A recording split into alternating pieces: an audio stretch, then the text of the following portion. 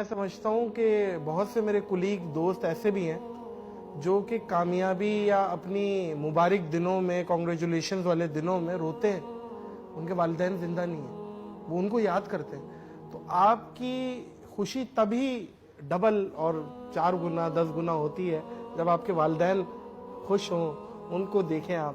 میں جب بھی پریشان ہوتا ہوں اپنی ماں اور اپنے والد کی قبر پہ جاتا ہوں، اور میں جب بھی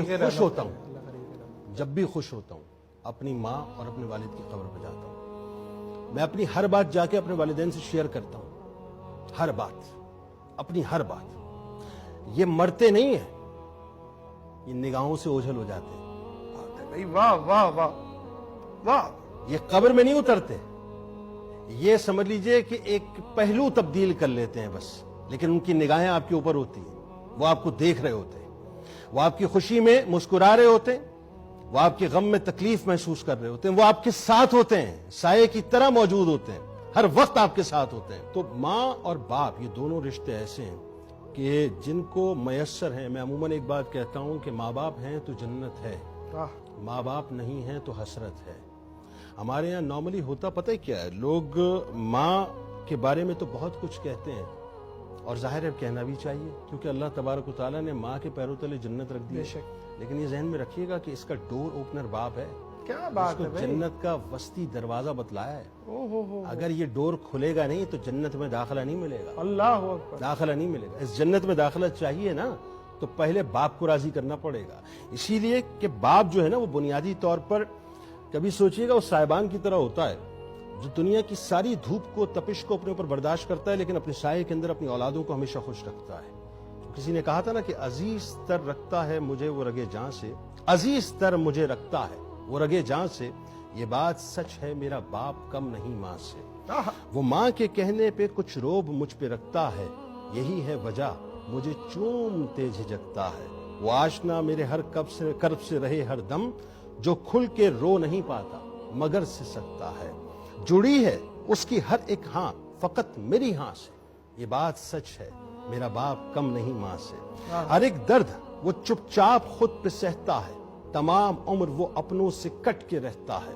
وہ لوٹتا ہے کہیں رات دیر کو دن بھر، وجود اس کا پسینے میں ڈھل کے بہتا ہے۔ گلے ہیں پھر بھی مجھے ایسے چاک داماں سے، یہ بات سچ ہے میرا باپ کم نہیں ماں سے۔ پرانا سوٹ پہنتا ہے کم وہ کھاتا ہے، مگر کھلونے میرے سب خرید لاتا ہے۔ وہ مجھ کو سوئے ہوئے دیکھتا ہے جی بھر کے، نہ جانے سوچ کے کیا کیا وہ مسکراتا ہے۔ میرے بغیر ہیں سب خواب اس کے ویراں سے، یہ بات سچ ہے میرا باپ کم نہیں ماں سے۔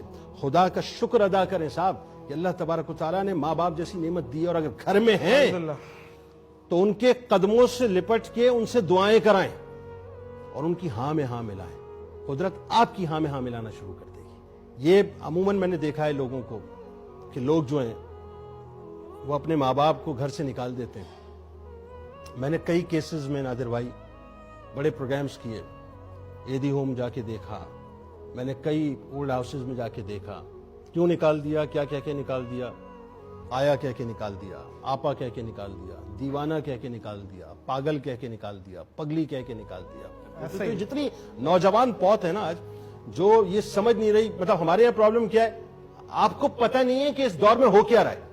ارے ان کو نہیں پتا، ان کو نہیں پتا، آپ کو پتہ نہیں ہے کہ اس دور میں چلا کیسے جاتا ہے۔ ارے جس نے تمہیں پہلا قدم اپنے قدموں پر رکھ کر چلنا سکھایا، تم اس کو بتلاؤ گے کہ تمہیں کیسے چلنا ہے، یا تمہیں کیسے نہیں چلنا، یا تمہیں چلنا نہیں آتا؟ یعنی تمہاری زبان جو کہ 2 گز کی زبان تمہارے دانتوں کے نیچے دبی ہوئی ہے، اس پہ کنٹرول نہیں ہے تمہیں، کہ تم یہ کہتے ہو اپنے ماں باپ سے کہ آپ کو بولنا نہیں آتا، آپ کو بات نہیں کرنا آتی۔